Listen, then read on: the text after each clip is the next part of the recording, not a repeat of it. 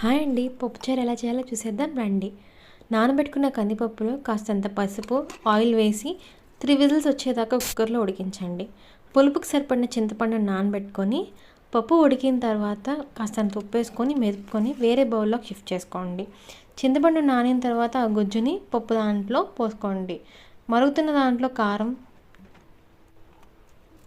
మనమైతే ఏవైతే కట్ చేసుకున్నామో అవి కూడా యాడ్ చేసుకొని పప్పుచారుని బాగా దగ్గరికి వచ్చేలాగా మూత పెట్టుకొని మరిగించుకోండి. మరిగించుకున్న వైపు ఇంకొక వైపు మనం తాలింపుకి రెడీ చేసుకుందాం. ప్యాన్ పెట్టుకొని ఆయిల్ యాడ్ చేసుకొని జీలకర్ర, వెల్లుల్లిపాయలు, తాలింపులు, ఎండుమిరపకాయలు, కరివేపాకు అవన్నీ చూసుకుని జాగ్రత్తగా యాడ్ చేసుకోండి. తాలింపు వేసేటప్పుడు జాగ్రత్త. నేను తాలింపు వేసినప్పుడు నా మీద పడింది, అందుకే ముందుగానే చెప్తున్నాను.